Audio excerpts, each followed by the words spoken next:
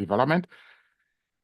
This is the sixth in a series of Global Health Catalyst webinars in preparation for the summit at Harvard and MIT on June 7, 2025. My name is Chris Moflam, and I'm delighted to serve as your moderator for this engaging and insightful discussion. Okay,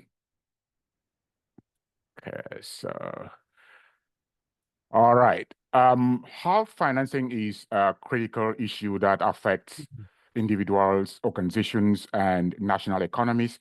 Today, we will explore how different countries, organizations, and individuals finance healthcare and discuss opportunities for collaboration. And to help us break this down, we'll hear from four distinguished panelists who bring unique perspectives. Let's begin with a quick overview of global health financing models.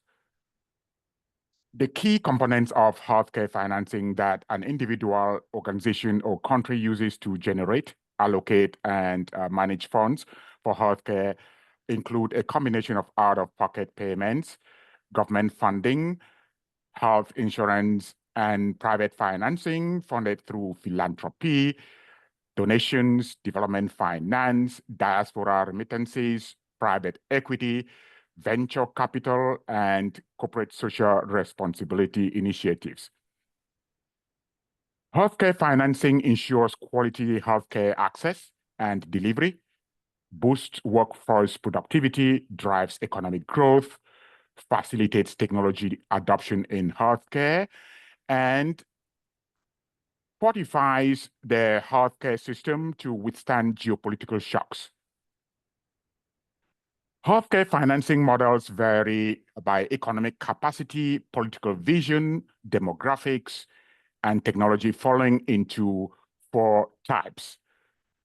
First, the US market-driven model is funded through a mix of employer-sponsored insurance, government safety nets, out-of-pocket payments, and private finance.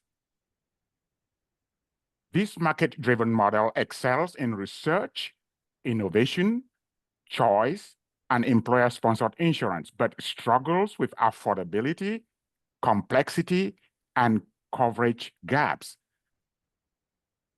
Second, the tax-funded model, like in Canada, the UK, and several countries, is funded through general taxation and private financing. While the models excels in affordability, equity, and cost control, the trade-offs are in choice, potential delays in specialist appointments, and new treatments likely taking longer to be approved. Third, the social health insurance model, like in Germany, France, and several countries, is funded through mandatory payroll contributions and private finance. While this model excels in strong provider choice, equity, and universal access, the trade-offs are in bureaucratic inefficiencies, high payroll taxes, and potential delays in specialist appointments. And fourth, the mixed model, like in low and middle income countries, is funded through a combination of methods used in the market-driven model, tax-funded model, social health insurance model, plus development finance, venture capital, diaspora remittances, and international donors.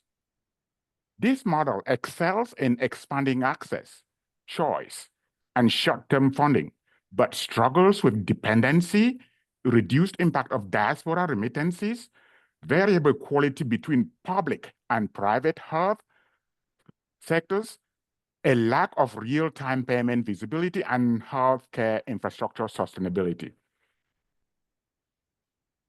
Healthcare financing remains a critical challenge globally, requiring innovative, adaptable, and collaborative solutions to strengthen domestic healthcare funding, advance global health outcomes, and drive economic development. Our four panelists will examine healthcare financing from unique perspectives. Please use the Q&A chat to submit questions to our panelists. Leading us off is Dr. Beatrice Wiefi. Dr. Beatrice Wiefi is the Chief Executive Officer of Peace and Love Hospitals in Ghana and President of Breast Care International. Dr. Wiefi, take it away. Thank you so much, Prof. And good morning, good afternoon, good evening, distinguished ladies and gentlemen. Okay, so my name is Dr. Mrs. Beatrice Wiafe Adai. As mentioned, I'm sorry. And this presentation provides an overview on the key aspects of finance and healthcare financing in the low and middle income countries, including current challenges, mechanisms, funding mechanisms, strategies for improvement, and the way forward. Healthcare financing involves the collection, pooling, and allocation of resources to fund health services. Effective financing is essential for providing accessible, affordable, and quality healthcare, thereby improving health outcomes and economic development.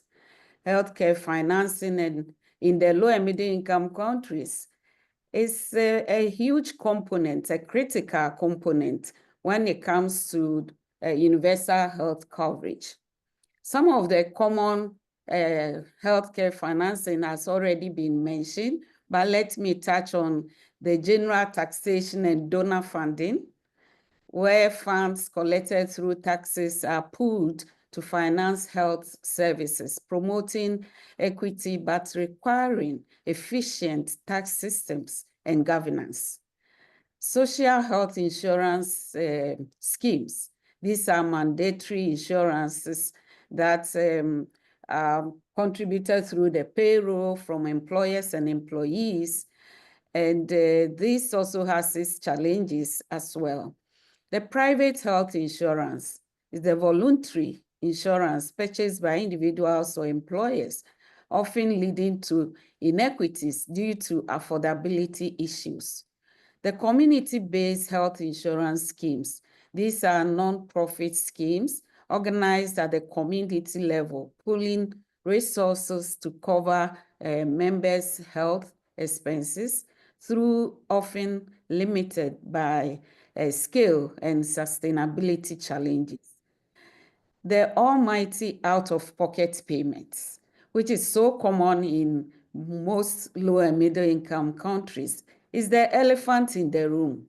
These are direct payments made by individuals and at the point of service, which can deter utilization and lead to financial hardships.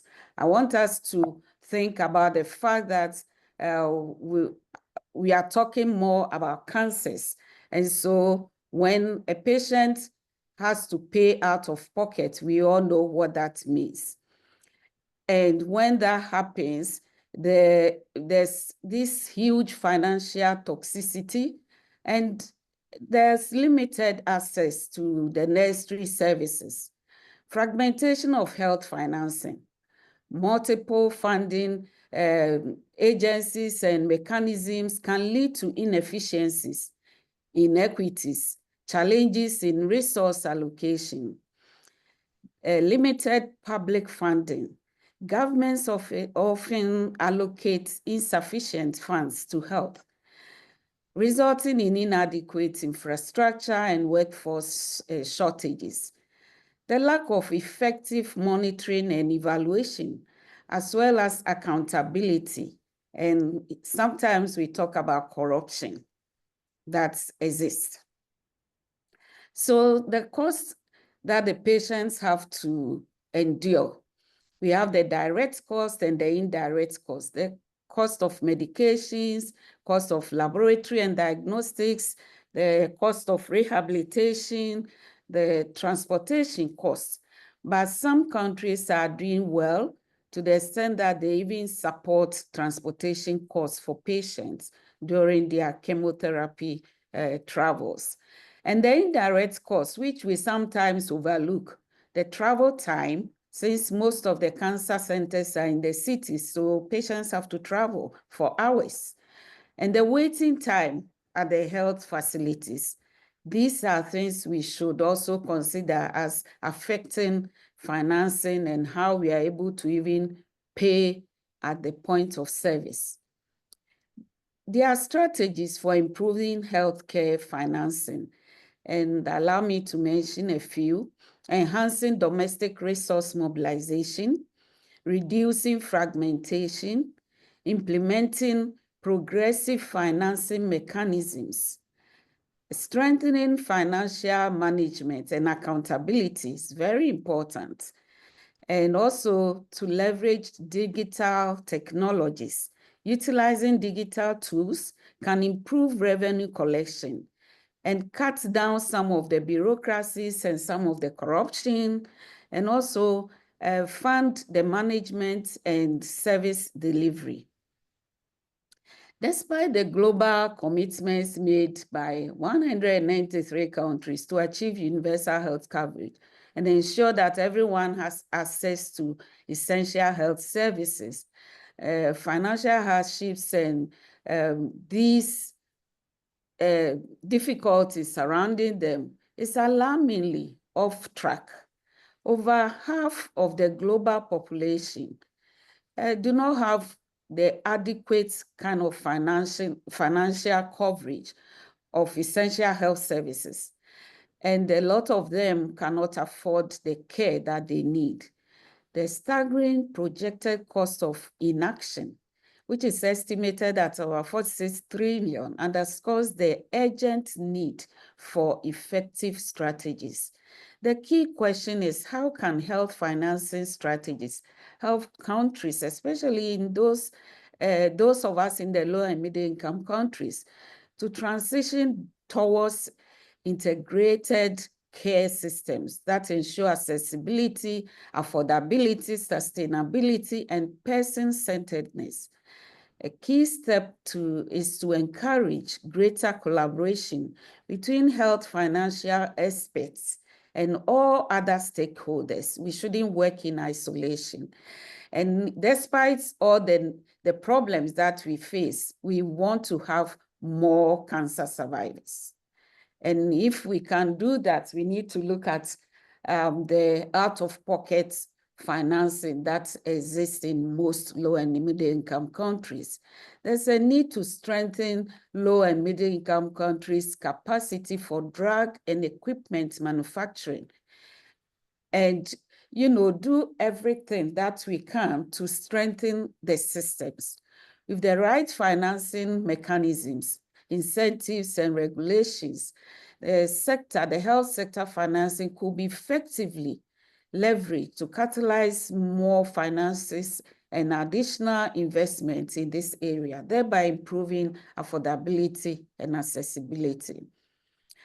Additionally, the right financing and regulations need to be in place in all countries to harness new advancement by the private sector, things like biosimilars or AI-driven diagnostics, which offer a potential for accuracy and efficiency, and also offers the opportunity to leapfrog so that these low and middle income countries can somehow get closer to the blueprints or what we expect for our people. A clear example is the CoreView instrument that was launched 2 weeks ago in the Peace and Love Hospital in Ghana. It's the first prototype. We all know that without pathology services, cancer care is nothing. So, and we know what happens when we pick the biopsy. It has to go to the pathologist and goes through a lot, even transportation to the pathologist, and how it will get back to us sometimes takes hours, days, weeks, months, and sometimes even the specimen gets lost on the way. So for the first time, this CoreView instrument has left the manufacturer's office and has come to the clinic, where through the efforts of University of Washington, Seattle, and UC Davis, to get this equipment to the clinical setting. So within 5 minutes, the biopsy is worked on, is picked, stained, and put in the equipment, the instrument, and then the image is generated. This image, within 5 minutes or less, can be viewed by the pathologists in UC Davis, in University of Washington, in any other part of the world who has access to the system, and generates the diagnosis whilst the patient is with us in the hospital. And this instrument, which is not so expensive, could be looked at and to reduce the financing and the problems that we have in the low and middle income countries. Through the Global Health Catalyst effort, we also realized that we need to have a state-of-the-art one-stop shop hospitals where cancers are treated so that the patient will not be traveling from one clinic to the other for one diagnostic or the other. It all increases the out-of-pocket cost to the patient. So the Otumfuose to the Second Comprehensive Cancer Center of Excellence was initiated through the efforts of the Catalyst, the Global Health Catalyst. And we think that there's a clear win-win situation here where the Comprehensive Cancer Center of Excellence and the Comprehensive Cancer Center in the cloud, the C4 that is powered by AI, can do a lot of things to reduce the cost of financing cancer care in the low and middle income countries. This is a multi-institutional interdisciplinary collaboration through the efforts of Professor Will Ngwa and the team. And we hope that these kind of AI assisted initiatives is going to help, especially those of us in the low and middle income countries. Addressing healthcare financing challenges in the low and middle income countries requires multifaceted approach, including increasing public funding, integrating financing mechanisms, and adoption of progressive and efficient strategies. By doing so, countries can move closer to achieving the universal health coverage and improve health outcomes for their people.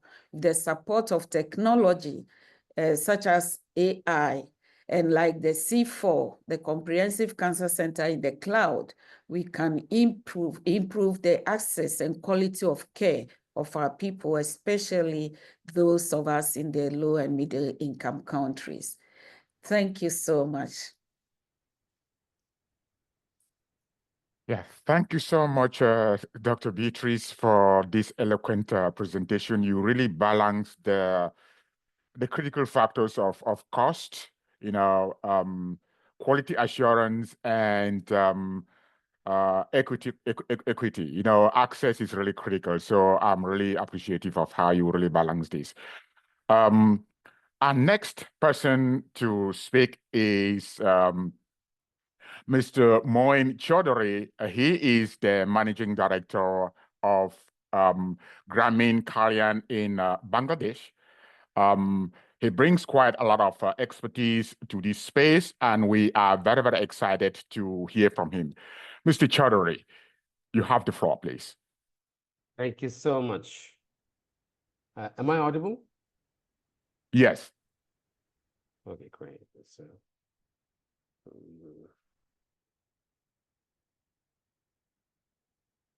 thank you. First of all, I would like to thank Global Health Catalyst for giving me this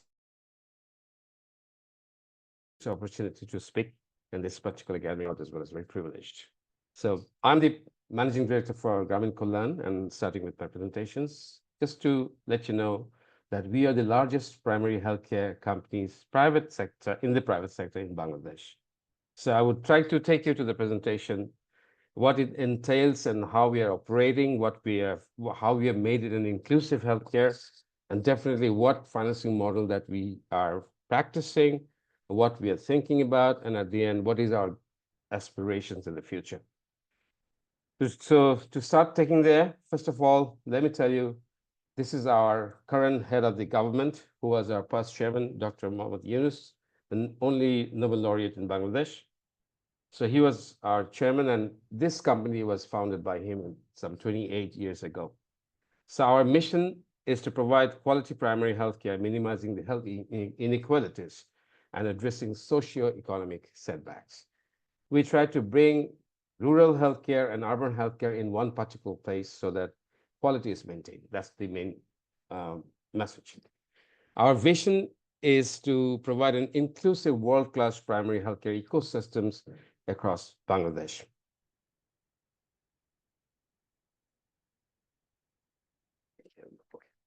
This is what it is. This is the map of Bangladesh, as you see at the left.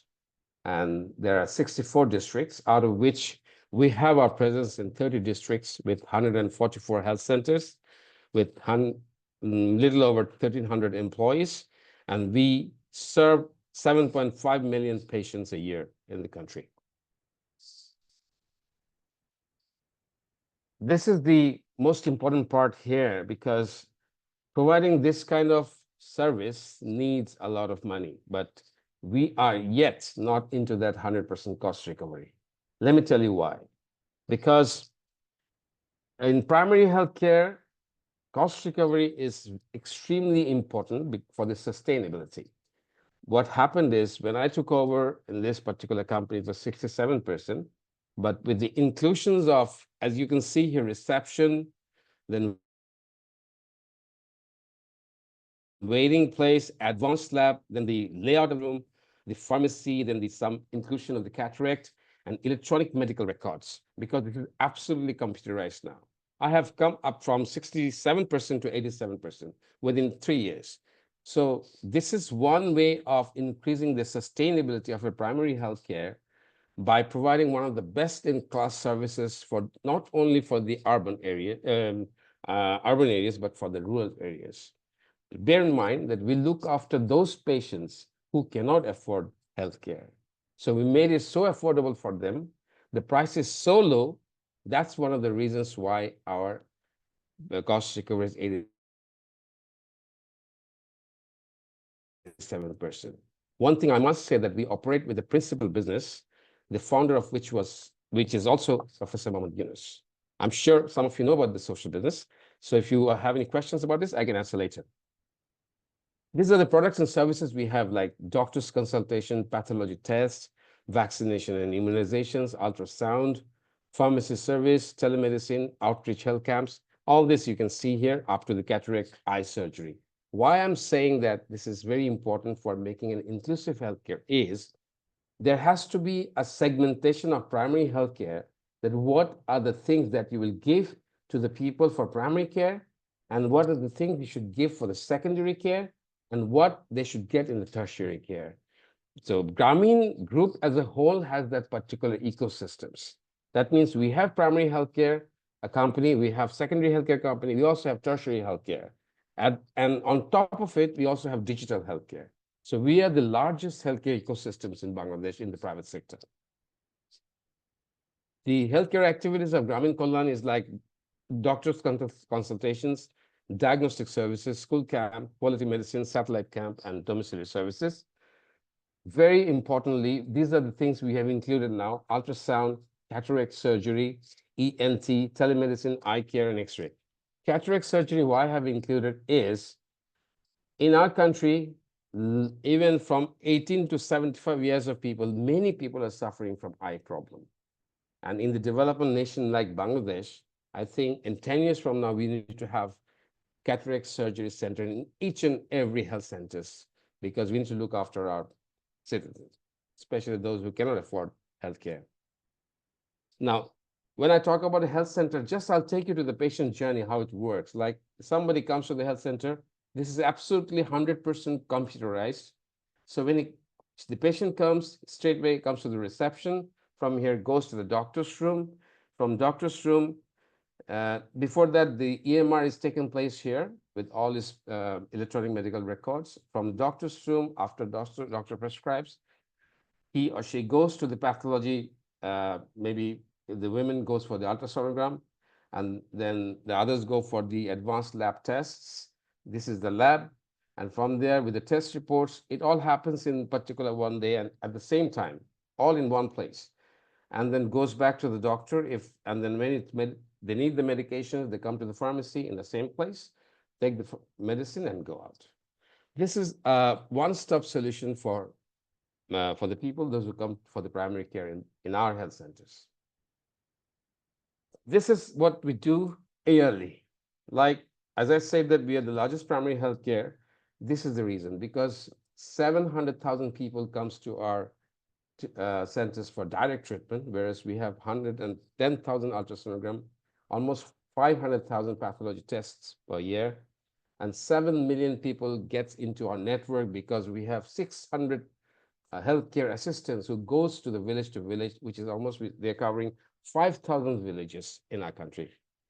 There are 30,000 telemedicine services, 200,000 basic health checkups, vaccine recipients, and this is very importantly, as I was trying to say, is the micro health insurance. This is a very common and very interesting thing that we practice in Bangladesh. Probably it has been also studied in Harvard as well as in Johns Hopkins University. Now, when I say about looking after the primary health care, I talk about the poor people. Now,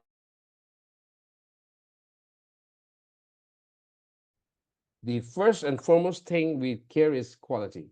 So poor person also deserves the best quality of treatment. And these are some of the types that I could not bring all, but have a look at this. This is exactly the mirror of our primary health care.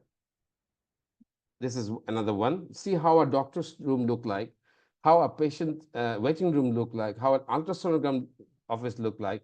So these are rented places, but we have, we decorated this like within our systems and within their rules and regulations, and of course with the permission of the health secretary as well, health ministry. And we are now the best of the primary care providers in Bangladesh in terms of primary health care. This is one of those, when you do the cataract surgery, these are the 10 beds that we have. These are the types of bed we have, where we have cataract surgeries. And this is how our OT looks like.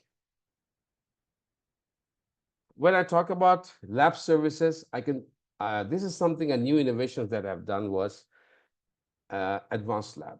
When we had the laboratory services, we had 35 types of only basic tests. But the moment I have included 2 more in the machines, one is point of care, the other one is, one is point of care, another PCR machine, but with lower level, which is semi-automatic, and also that gives 25 types of hormone tests for the women. And that became a one-stop solution for the women, especially the pregnant women, who comes to have their test in our health centers. And this has generated 74% income, more than what we had before, which has, which has complemented our overall revenue generations. These are the types of OT that we have in our hard-to-reach areas, and we bring consultants from Dhaka to do the cataract surgeries. And interestingly, this particular service has got 225% cost recovery in our particular primary healthcare. Overall, we can see that in the primary healthcare, these 2 things are most important. Like if you have doctors in the rural areas, and if you have the very world-class laboratory services for the primary healthcare, there is no reason why you cannot attain sustainability. And we are in the process of attaining 100% cost recovery, probably within this year. A new initiative that we are taking with Global Healthcare Catalyst being the leader, and with the help of Electa Foundation and Oncology Club in Bangladesh, that we are going to start with the screening of the cervical cancer and also CBE, which is called clinical breast examinations. All formalities have been over. Now we are starting this process very shortly, and Grameen Kollan is going to be the leading partner in the private sector for cancer screening, just like the model in Rwanda. As you know, that Rwanda has already eliminated the cervical cancer. So you can see that 12% of our people dies out of cancer, and 93% patients are from 18 to 75 age groups, whereas the highest amount of cancer patients are breast cancer, which is 36.4. So we have taken this initiative, and I thank Global Health Catalyst for being our major partner in it. And we really hope to launch this as soon as possible and be the leader in the Southeast Asia with this particular initiative. There are some existing healthcare inequalities most people don't know. I really want to give a small view about this. Let's come to the infrastructural facility. See, we have only one bed per 1,000 patients, but the WHO recommends minimum 3 beds per 1,000 patients, which means Bangladesh needs more hospitals. We have only one registered doctor for every 2,000 patients, but the WHO recommends 1:1,000 patients. That means we need more doctors and qualified doctors.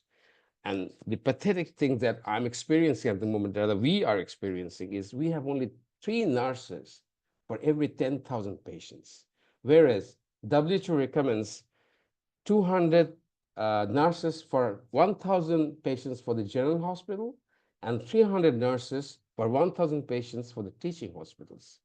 And this is going to be a global problem because there are huge shortage of nurses in all the countries, and we want to produce more nurses in Bangladesh. We are also one of the largest nursing producing institute in Bangladesh, which is called Grameen Indian College of Nurses. So we need probably 50 to 60 more of this in our country. Finances, we need help, we need technology to bring more nurses, to prepare more nurses and also export and also meet our demands. One of the most important things that we were not able to implement the universal health coverage. So our out-of-pocket expense is almost 73%. If you spend $1, out of which 73 pence you have to spend from your own pocket, that is really not good. And each year, 6 million people are pushed into the poverty due to this high cost of expenditure. So we need to come up with this particular strategy of giving the universal health coverage a go-ahead by the government. We have requested the government to do that, but our government budget is only 0.7% of the total budget on this, on the health sector, but it should be 5%. So we requested to make it at least 3% so that the elderly persons start getting this. This is an ongoing thing that we do in our country, especially for the poor people, which is called micro health insurance. Now, you know, Professor Muhammad Yunus has invented the Grameen Bank. He's the Nobel laureate. He invented the same thing as a micro health insurance. Like a person buys this only with $2.5, and he can have or she can have 6 people in his family to be treated in our health centers, where if he spends $100 for doctor's consultation, and for pathology test, for example, say for $10 pathology test, so he's going to pay $8. For medicine purchase, say, for $10 he'll give $9. For the doctor, $10 he will give only $8. Now our cost is so less. Let me tell you, we charge only $4. I think $2.5 for a doctor. And for a CBC, we charge only $5. Our cost is so less. Just the reason is we want to be affordable for the poor people. There are many other healthcare financing models we talked about. One thing I would like to say that the bank assurance, the last one, in Bangladesh, the banks are trying to give the coverages automatically if you have an account, so that our clients get some health insurance coverages from that. This is going to be a bit popular in Bangladesh. We can talk about it later because I don't have much of time on this. Let me tell you what Grameen Colony is trying to do in future. I told about the cancer. We are setting up chain of model secondary care hospital. I'll come to the next slide on this. We are trying to improve our quality of our lab systems. Then we are constructing new health centers in our own lands, and we are expanding our cataract surgeries. This is a very important slide for us because we know that between primary and secondary, tertiary, there's nothing in Bangladesh. We have 64 districts.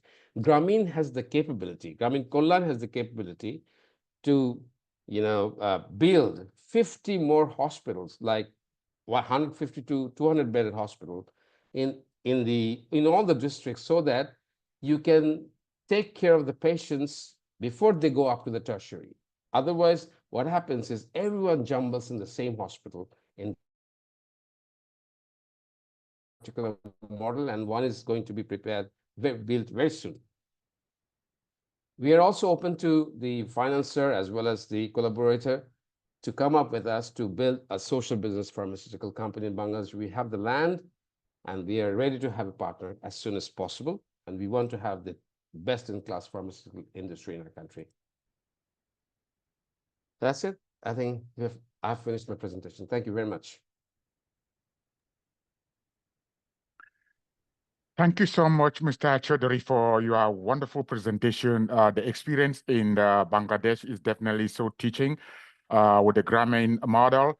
And I think that we have quite some expertise right there that will help us to be able to benefit, other regions of the world.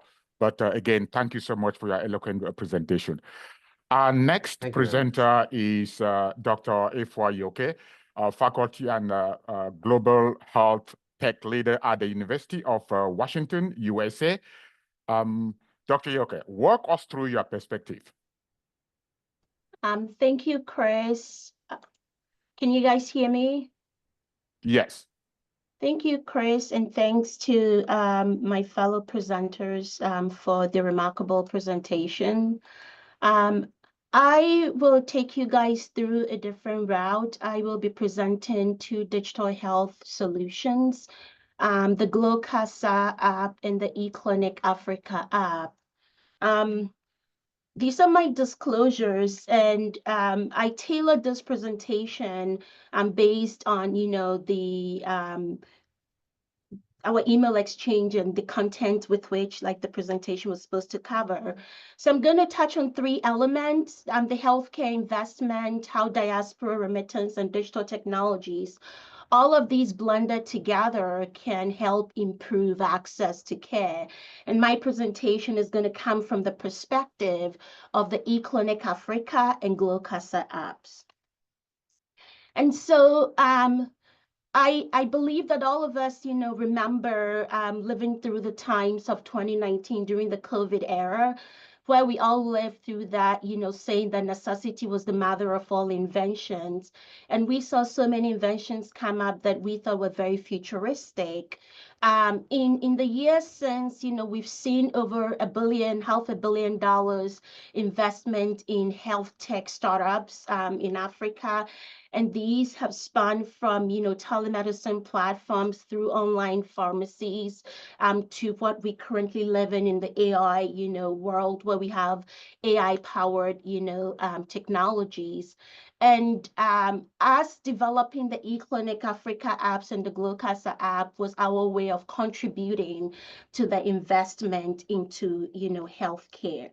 But, when you go to the internet or start reading about, what the state of these investments has been, you would see that there's been a decline in, investment into these health startups and stuff. But one of the things that we don't give credit to is how diaspora remittance can help, improve healthcare access or provide hope to people in the diaspora, in the sense that we know that, remittances forms a larger component of the African economy. I remember when I moved to the US, initially, if I wanted to send money back home, I had to go to the nearest Western Union or the nearest MoneyGram agent in order to send money. Now I can just be on my phone, use tap send or send wave, and I am able to send money to whoever I want. And when I'm going to,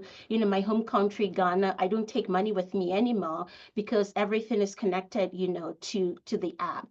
And so I will share with you an example of some of the partnerships that we at eClinic right now is developing. But those of you from the diaspora here, there's been a time in your life where a family member, an acquaintance, a friend, has reached out to you to support, a business that they're starting, the education of their child. Some of you, take care of your nieces and your extended families. And these have all been possible through diaspora remittances, right? But we've also found ourselves in situations where people have asked us to, support some of their health challenges. And so one of the, current solutions that, exist in Ghana right now is the IO insurance. The IO insurance is partly owned by MTN Telecommunications, and MTN is the largest telecommunication in Africa. And IO is a mobile insurance where people can get, health insurance coverage through, using their airtime or mobile money. When we send diaspora remittance back home, this ends up on the mobile money, wallets of people, on their phone, whether you use Airtel, Tigo, use MTN, or whatever telecommunications that you subscribe to. So IO is partnering with eClinic Africa to make healthcare accessible for people. And IO started out in Ghana, and right now they've expanded to Nigeria, Cameroon, Uganda, and South Africa, and they continue to expand because they work with one of the largest telecommunication companies. And so what better way, what better model to, increase access to people and being able to access care wherever you are. So as I mentioned earlier, the digital technologies that I'm going to be talking about in my talk is mostly based on the eClinic Africa app and the GloCasa app. But before that, I will give you a background. In 2022, this, Lancet Oncology Commission published, their findings, and they recommended things that needed to be done to improve access to care in sub-Saharan Africa. They recommended that we develop digital technologies to support patients as they go through the treatment in order to improve compliance, and also recommended that we invest in telehealth. And my collaborators and I like to believe that the eClinic Africa app and the GloCasa app as a response to the recommendations made by this commission. The eClinic Africa app and the GloCasa app, I get a lot of questions from people. What is the difference between these two apps? The eClinic is for the primary care, the first point to prevent, to diagnose. And for me, my research, I am a radiation therapy physicist, and so GloCasa was developed from my research point of view. So it's tailored towards cancer care. And though, it was developed for radiotherapy, it can be extended to other forms of cancer care. You can find these two apps both on the Google Play and Apple Store, so they're available for you to download and interact, and we'll be happy to hear your feedback or what you think about these two apps. I will start with the eClinic Africa app.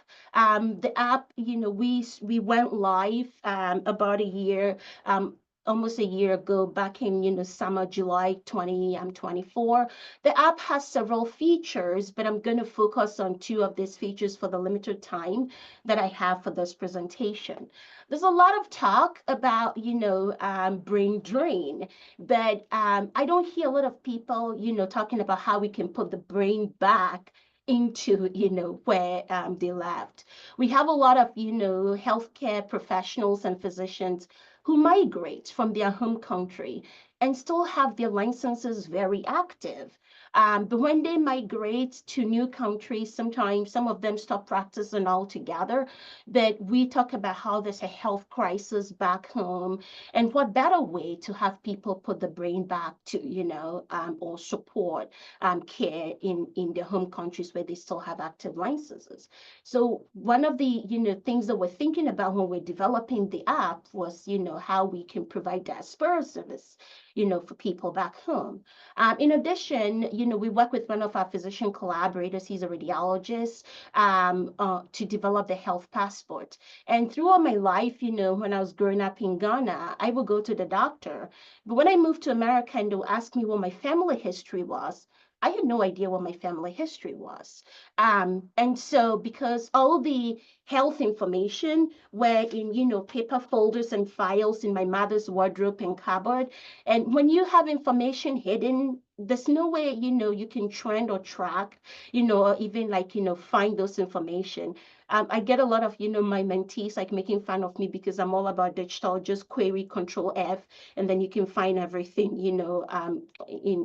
digitally. So we developed, the health passport in a way to go from community to community for people who have their health information, at home, to have it, digitized on the eClinic, Africa app, so that when the next time they went to see a doctor, because we have a lot of these EMR systems that don't talk to each other, at least the patient takes ownership of, the health information, can share that with a physician. Also, hey, when was the last time you saw a doctor?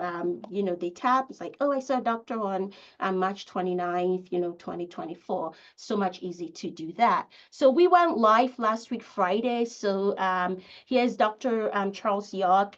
He is the brain behind, he's a software developer and also the brain behind, these two apps, my co-collaborator and my collaborator in life.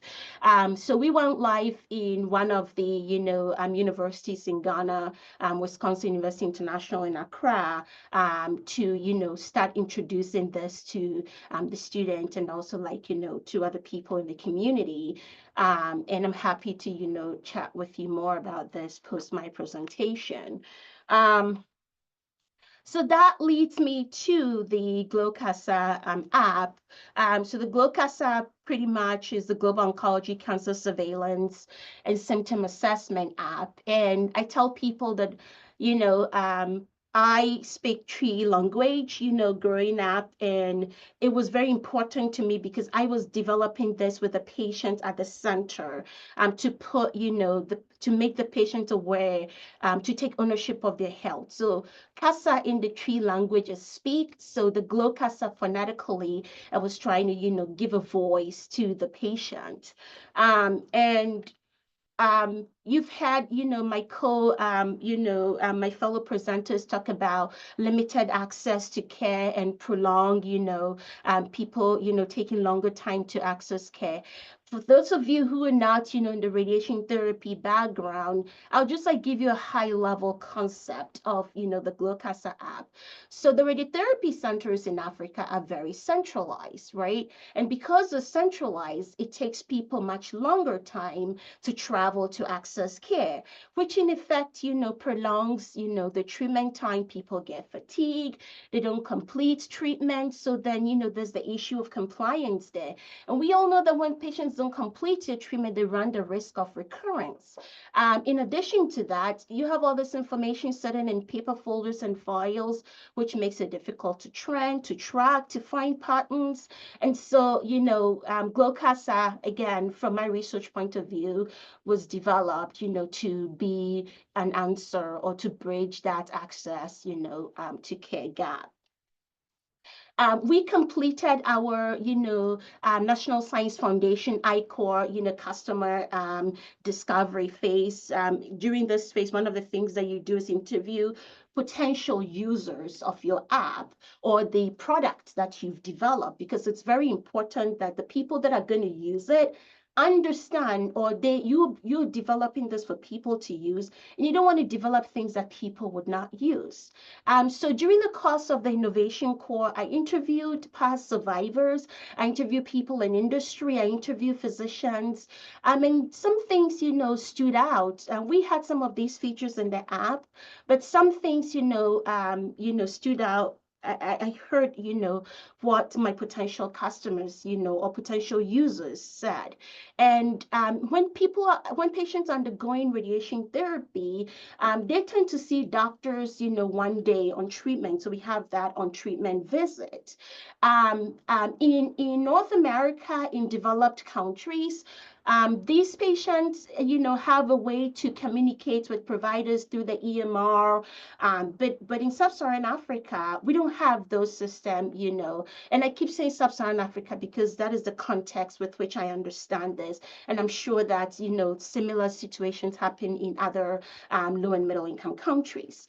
And so what better way to have patients, communicate better to the doctors the next time they saw them by, tracking their symptoms or assessing them so that there is like, a trend. So if they saw them, Tuesday and they go back the following Tuesday, how was your pain on Friday?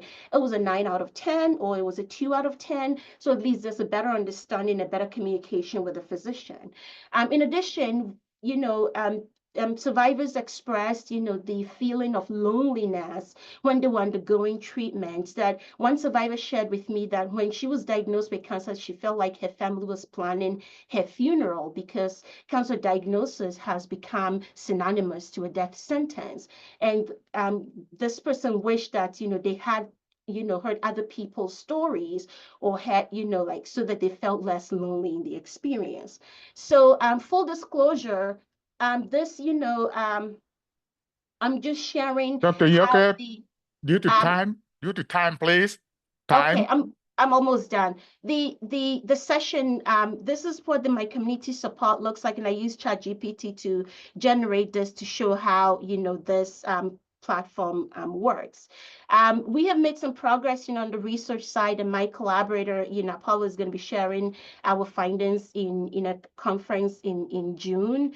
And we have seen that this, care comes way too late, and it's a very common, occurrence among people, regardless of where you talk to them from.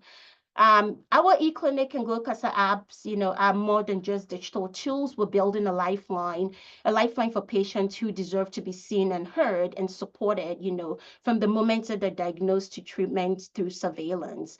And we're empowering patients, to take ownership of their health and restore hope, in a system that is far too broken. I'd like to acknowledge my collaborators and thank you for the time. All right. Thank you so much, Dr. Yoke, for this wonderful presentation. I understand the role of technology in efficiency, especially cost. It's a big deal. So definitely we have some work ahead of us. So thank you so much for the presentation. Now, our last speaker is Dr. Bashkim Ziberi, medical physics professor at the University of Tetova, North Macedonia. Dr. Ziberi, take the virtual restroom, please.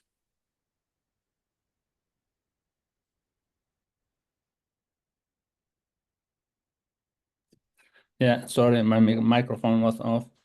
Yeah, thank you very much, Chris.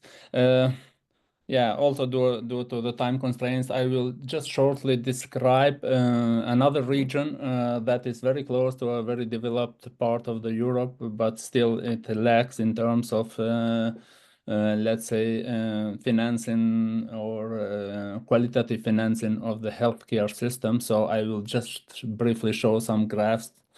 And I'm speaking about the region that is southeast of Europe, is the Balkan region, and specifically about 6 countries: Bosnia, Serbia, Bosnia and Herzegovina, Serbia, Montenegro, Kosovo, Albania, and Macedonia, because these are the countries that are still not in the European Union.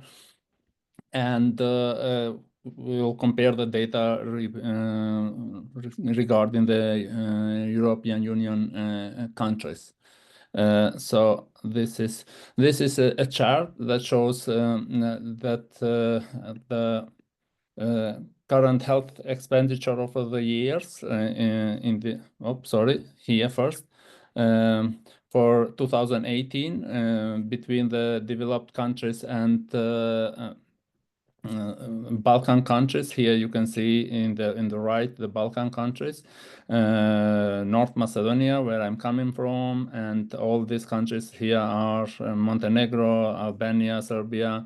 There are not so many data about Kosovo, therefore Kosovo is not on the charts, but it's moving in the similar direction to other Balkan countries, and these Western Balkan countries have the current health expenditure much lower than the European, that is around $3,697. And just to remind you that these are the PPP values, that means compared to currency. So Then, if we compare now during the years, we will observe that there is a sudden jump only in terms of the COVID crisis, but otherwise the health expenditure in all these countries is well below the European value all over the years, and this has led to lower, let's say, quality treatment in different types of diseases, especially in non-communicable diseases. Dr. Beatrice mentioned the out-of-pocket expenditure. She explained it very well, and if you observe this out-of-pocket expenditure gain is much higher, although all these countries have a public insurance fund. That means that they pay for the public health offer from the government, but they still have a large amount of out-of-pocket expenditure compared to the European Union countries. The largest one is in Albania, although they have this public health system, but still the out-of-pocket expenditure is really very high. And now unmet needs for medical examination also in at North Macedonia, Serbia, so in Balkan countries is higher, so that leading, as well explained from previous speakers, leading to higher expenditures and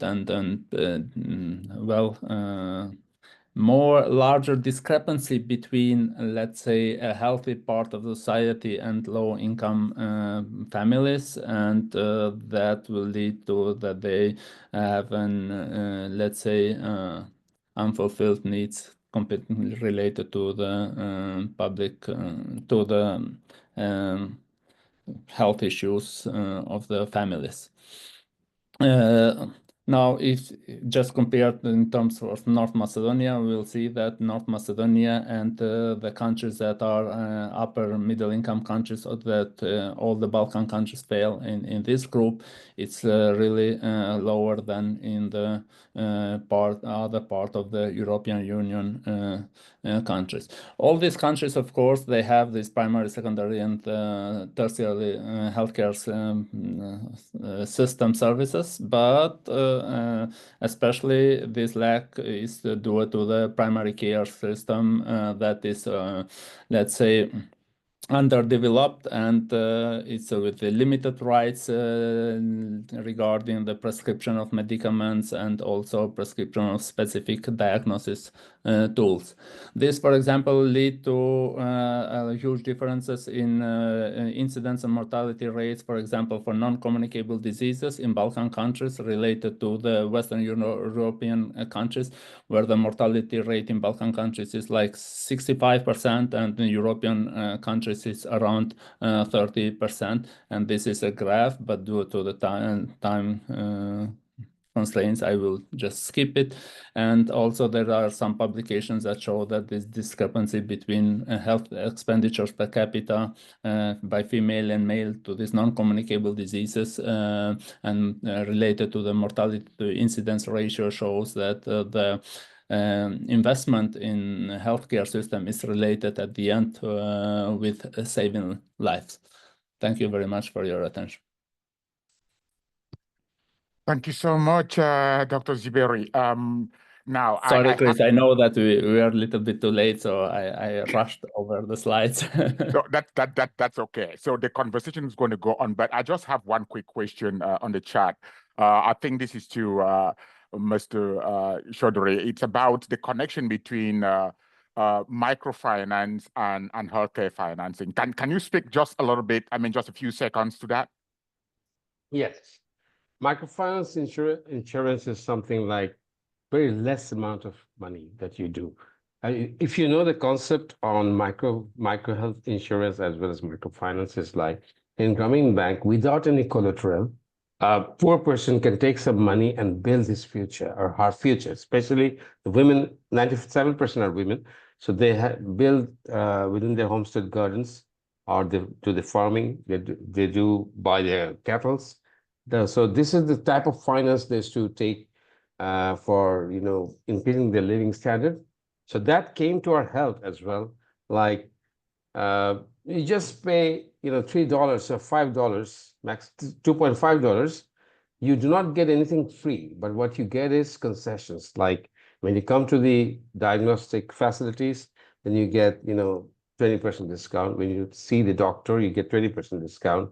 But when you go for other things, then another 10% discount. So, like it is one of the ways you can, invite the poor people to come to our health centers and take the best of the service. Where will you get this particular thing that where we have the entire system is computerized. We have the best of the reports. So this is the best we could give to the poor people of the country, like Bangladesh. Thank you. Okay, so thank you so much. I know I'm just going to ask the audience to give me 2 minutes. I have a question for all our panelists. It's about collaboration. So I'm going to share this. Let me share the screen.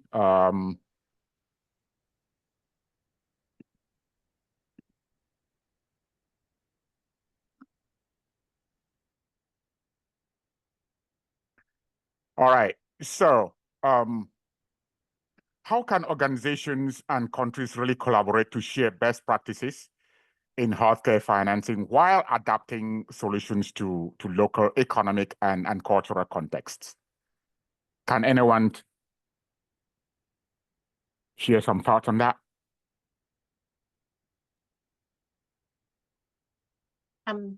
Yes. So we're talking about organizations collaborating with one another, right? I was paying like close attention to everybody, but with Dr. Beatrice, I feel like because like we're all operating in Ghana, and there's been a lot of talks, about people not working in silos, and she runs, this breast cancer awareness like every month, and with like our Glow Casa app, trying to get people to share stories to encourage like other survivors like going through this their cancer experience.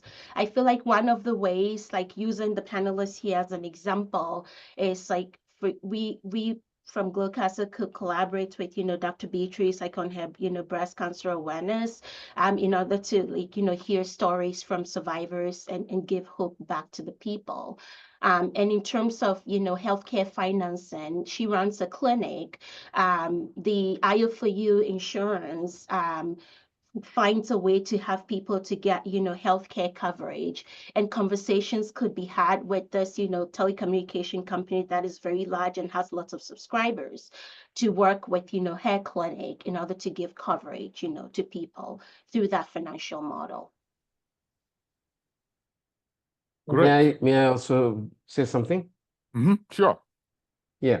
I was saying that the micro health insurance that we do not have a backup insurance company in our company in Bangladesh. So I would really be very interested to have an insurance company who could back me up in this particular system, because there are almost 700,000 people directly comes to our health centers. I wish I could give each one of them a micro health insurance card, but I don't have that much of money to support. That's why I need an insurance company. So this is one collaboration I need. Number two is for the cancer screening particular thing. In Bangladesh, in that particular rural areas, HPV systems are not available. And we have miserably, could not gain that particular success. I would not say fail, but we couldn't do it. Within 20 years, we can't even achieve 40%. So we are the one who actually approached Global Health Catalyst. And I'm so proud to say that Global Health Catalyst gave all kind of support to Bangladesh, and they want to come to help, like Mr. Dr. Saiful. He wants to come as a consultant and then help us in this particular thing. And this is something great. And we in Bangladesh are very, very happy and looking forward to that particular thing, that we have cancer patients, but we don't know how much of money they spend, and they sell everything, but still they cannot survive. So this is something, this particular collaboration we need, especially for the strips, buying strips, or having a laboratory systems in our rural areas so that we can test, screen, and then give them the proper treatment. Thank you. Thank you so much, Mr. Chaudhary. We'll definitely take that into consideration. I must say that the Global Health Catalyst has been the catalyst, and there are a lot of opportunities in collaborating and the win-win situations that exist between low and middle income countries and the high income countries must be explored further. Thank you. Great. Thank you. So I think this is really, really critical. I don't know, Dr. Zibere, do you have any thoughts Yeah, on this? just wanted shortly to say, for example, in Balkan countries, these are small countries, and the specificity is joining forces together for these countries because one country maybe cannot have, for example, we have a joint initiative now for building a proton center in the Balkan countries. And none of these countries maybe is in position to have its own center, but joining the forces together, they can build such a center. So in these small countries, I think they can complementary fulfill the gaps of each other so that at the end they have a more qualitative treatment of specific diseases.